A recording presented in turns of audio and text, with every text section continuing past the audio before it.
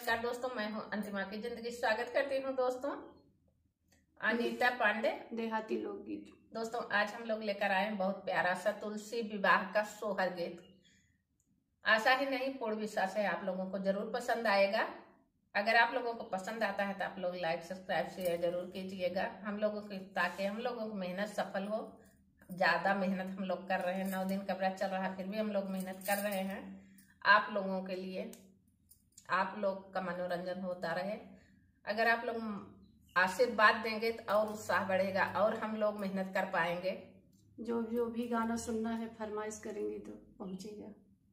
कहीं से भी हम लोग ढूंढ कर लाएंगे। जैसे डायरिया निकाले हाथ गई पिटारी में से चाची नानी जेकर जेकर हो सब कर लेंगे। हाँ, चाहे 7 पद के नीचे हो तो वो निकाल ले।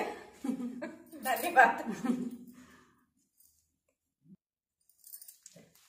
कौने माँ से तुलसी जन्म भाई, कौने माँ से हरियर, कौने माँ से हरियर हो मोरी सखिया, कौने माँ से भाई ऐसा यान हो के करे मन भाई गंगे करे मन भाई गई हो मोरी सखिया, कौने माँ से भाई ऐसा यान हो के करे मन भाई गई के करे मन भाई गई हो।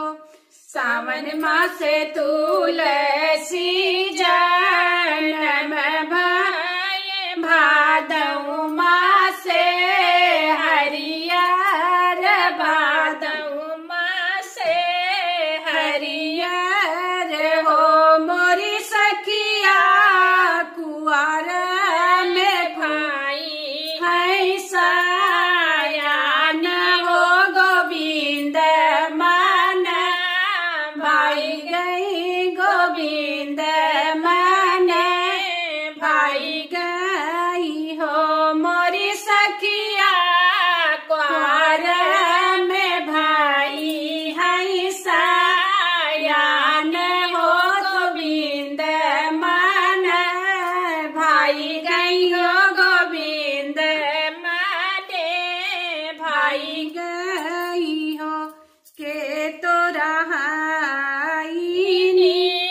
मैया हो तो के हो तोहरा पिता है, के तोरा पिता है हो मोरी तुलसी, के तोरा करी है बिलैया हो बियाहवा हो के करे माने भाई गायु के करे माने भाई गायु हो मोरी तुलसी, के तोहरा करी है बियाहवा हो के करे माने भाई गाय हो के करे माने भाई गायु हो।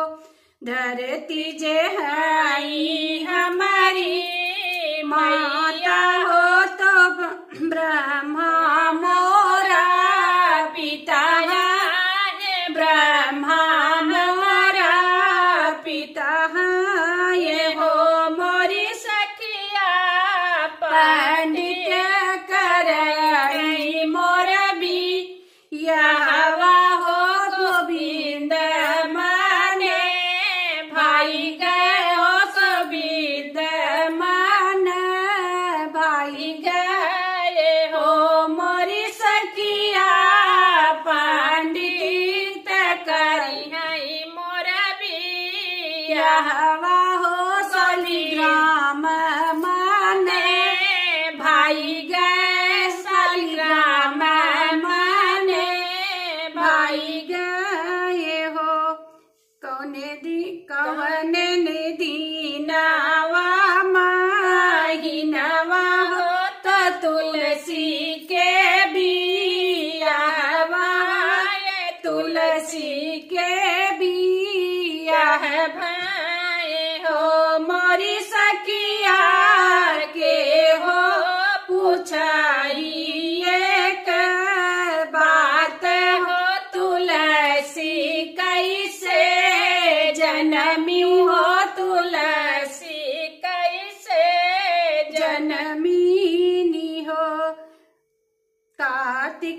महीना एकादशिया